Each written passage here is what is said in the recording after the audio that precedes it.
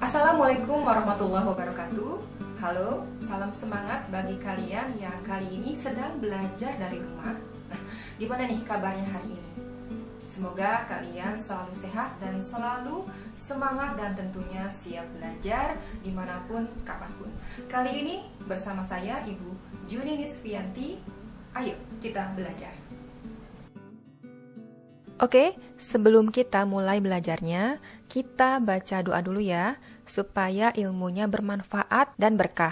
Sekalian mudah-mudahan kalian diberikan kemudahan dalam memahami materi pelajarannya. Silakan, berdoa dimulai.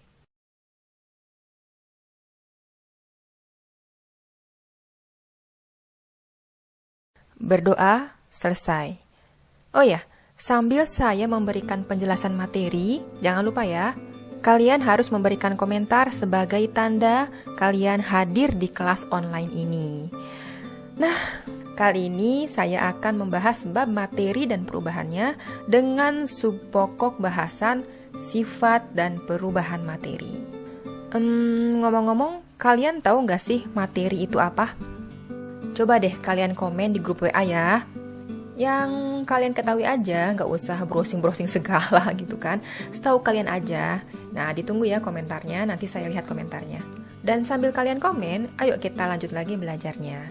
Tujuan pembelajaran kita hari ini adalah, insya Allah nanti kalian dapat mendefinisikan materi sebagai sesuatu yang memiliki massa, memiliki ruang, dan dapat diraba.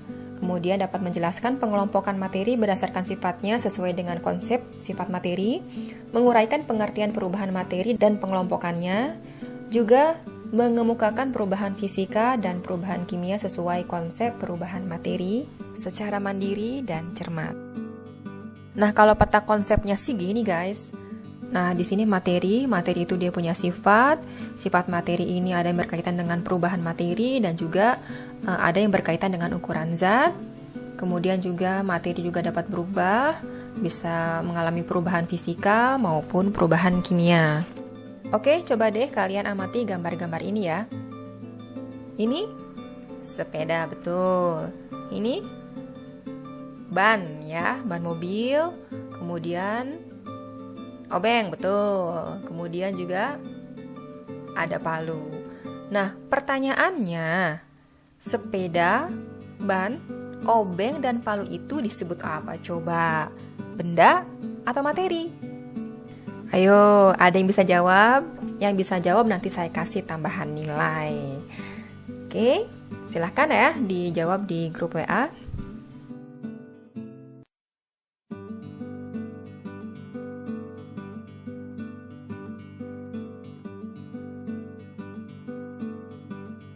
Oke, nanti saya lihat jawaban kalian. Lanjut aja lagi. Nah guys, kenapa sih tadi saya menanyakan sepeda, ban, obeng, palu itu benda atau materi? Karena kadang benda itu dapat ketuker gitu ya istilahnya dengan materi. Tetapi memang hanya dalam hal-hal tertentu saja sih ya. Karena ada kalanya benda sekaligus materi itu sendiri. Bingung? Jadi gini nih, kita lihat ya, fokus ke sepeda. Sepeda itu benda.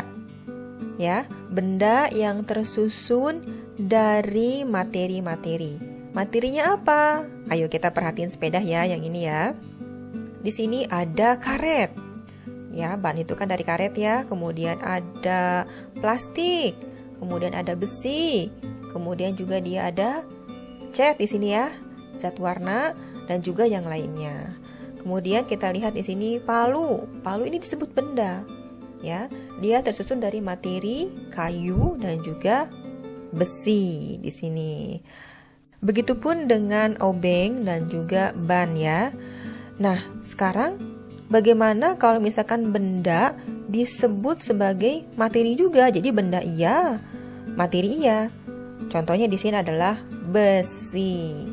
Nah, tapi besi yang kayak gini loh ya, besi yang benar-benar besi gitu. Nah, kalau besinya kayak gini, ya dia sebagai benda, ya juga dia sebagai materi. Jadi, kesimpulannya, apa sih yang dimaksud dengan materi? Oke, Jadi materi itu adalah segala sesuatu yang memiliki massa dan juga menempati ruang atau memiliki volume. Contohnya di sini ada gas oksigen di udara, kemudian juga di sini ada air dan juga ada besi. Nah, sampai di sini paham kan? Kalau paham, kita lanjut. Oke, tadi kan kita sempat ngomongin besi ya kan? Sifat apa sih yang dimiliki besi sehingga relatif banyak digunakan? Coba apa ya? Nah, ternyata diantaranya karena besi itu kuat dan juga mudah dibentuk. Ya emang sih, besi juga punya kelemahan, ya sama kayak manusia gitu deh, punya kekurangan sama kelebihan. Apa sih kelemahan dari besi? Jadi di sini kita lihat. Nah, iya betul, besi itu berkarat, mudah berkarat, khususnya dalam suasana lembab. Ketika dia berkarat, dia punya sifat apa? Gitu kan ya? Kemudian juga di sini ada air. Air juga punya sifat, salah satunya mempunyai titik beku, di mana air akan berubah wujud menjadi padat pada suhu 0 derajat Celcius. Nah, kalau seperti ini dia mempunyai sifat apa? Baik, kita lihat ya. Di sini besi dan juga air sebagai suatu materi yang berbeda itu dapat dibedakan dengan materi yang lainnya karena setiap materi memiliki karakteristik atau ciri khas yang disebut dengan sifat materi. Tadi ya di sini sifat dari besi berkarat. Kemudian di sini air juga memiliki salah satu sifat, diantaranya adalah tadi ya titik beku. Jadi gitu. Tapi ngomong-ngomong gak ada yang ngantuk kan? Wah, jangan sampai ya. Jangan sampai video ini jadi cerita dongeng yang bikin kalian ngantuk. Jangan ya, tapi tetap semangat. Oh, sampai mana tadi ya? Oh, oke, sekarang sifat materi itu kayak gimana sih? Nah, sifat materi itu dapat dibedakan menjadi sifat fisika, sifat kimia, sifat intensif, dan juga sifat ekstensif. Untuk sifat fisika itu adalah sifat suatu zat yang dapat diamati tanpa mengubah zat-zat penyusun materi tersebut. Antara lain ya, di sini ada wujud zat. Kemudian warna, bau, titik leleh, titik didih, titik beku tadi ya pada air ya, massa jenis, kelarutan, dan lain sebagainya. Kemudian ada sifat kimia. Sifat kimia itu dia mempunyai ciri-ciri suatu zat yang berhubungan dengan terbentuknya zat jenis baru atau terjadi perubahan materi menjadi materi yang lain. Antara lain dia di sini mudah berkarat, kemudian reaktivitas suatu zat, mudah busuk, mudah meledak, dan lain sebagainya. Oke. Selanjutnya adalah sifat ekstensif. Sifat ekstensif ini adalah sifat yang bergantung pada jumlah. Contohnya di sini ada massa dan volume. Kalau misalkan digambarkan seperti ini. Massa dari satu batang besi itu berbeda dengan massa dari 2 batang besi, ya kan? Ini bergantung pada jumlah.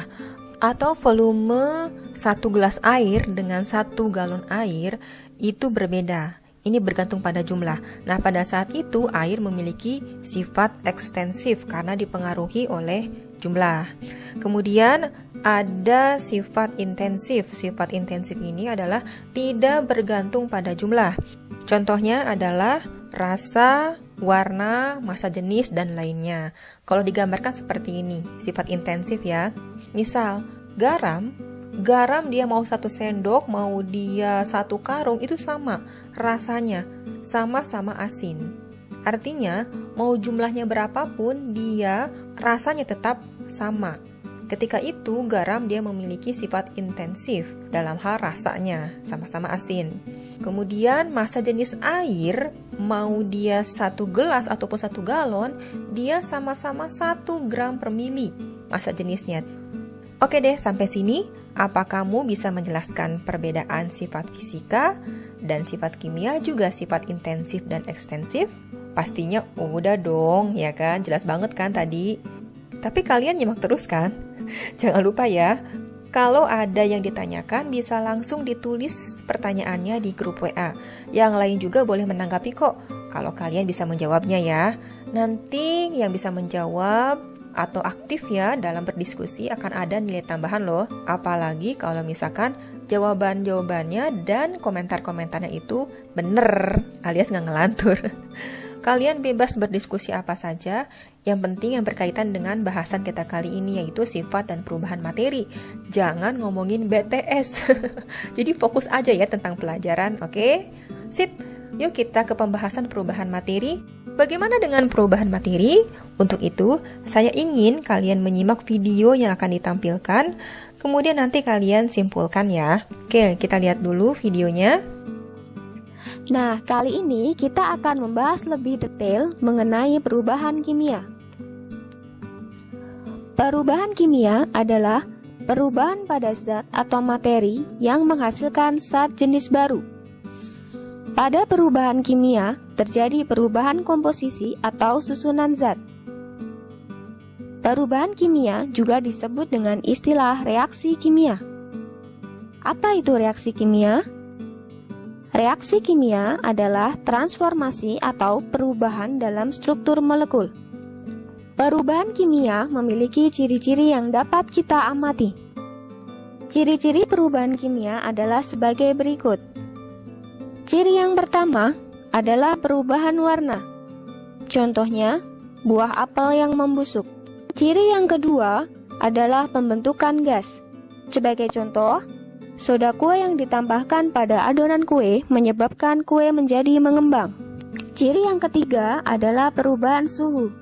Contohnya adalah proses pembakaran, misalnya pada pembakaran sampah atau pembuatan api unggun. Kemudian ciri yang keempat adalah pembentukan endapan. Contohnya, terbentuknya kerak berwarna putih agak coklat pada dasar panci. Yap, jelas banget ya penjelasan materi untuk video yang baru saja kalian simak. Video tadi lebih merinci tentang perubahan kimia ya. Nah, untuk perubahan fisika sendiri ada beberapa jenis, yaitu yang pertama perubahan wujud. Kita perhatikan di sini ada 6 perubahan wujud. Yang pertama itu adalah menyublim. Menyublim itu perubahan dari padat ke gas dan juga ada mengkristal. Kalau mengkristal kebalikannya perubahan dari gas ke padat. Kemudian ada menguap. Menguap perubahan dari cair ke gas. Mengembun dari gas ke cair. Kemudian ada mencair, perubahan wujud dari padat ke cair. Kemudian membeku dari cair ke padat. Kemudian selanjutnya ada perubahan bentuk. Misalnya besi ditempa sehingga menghasilkan pisau, golok, dan lainnya. Kemudian juga ada pelarutan, di mana gula yang berbentuk padat awalnya ketika dilarutkan dalam air akan berubah wujud menjadi larutan. Yap, jelas banget ya penjelasan tentang perubahan materi, atau apa jangan-jangan masih ada yang bingung? Wah, jadi gini nih kesimpulannya. Perubahan fisika, contohnya ya air atau H2O, ketika berubah menjadi es masih memiliki sifat sebagai air. Dan ketika berubah menjadi es tidak terbentuk zat baru, tetapi masih tetap H2O. Dia hanya berubah wujud saja menjadi padat, dan es ini masih dapat kembali menjadi air yang berwujud cair. Dan tidak terjadi perubahan energi karena tidak adanya reaksi kimia pada proses pembekuan air. Sedangkan kalau perubahan kimia itu, sebagai contoh ya, ketika kayu dibakar dan berubah menjadi abu, maka abu tidak punya sifat yang sama dengan kayu, karena sudah terbentuk zat baru yaitu abu. Dan abu tidak bisa berubah menjadi kayu kembali. Ketika proses pembakaran, terjadi perubahan energi atau panas. Dan perubahan kimia juga disebut reaksi kimia. Kita bisa lihat suatu materi mengalami reaksi kimia atau tidak dengan mengamati ciri-cirinya, seperti perubahan suhu, perubahan warna, pembentukan gas, dan juga terbentuknya endapan.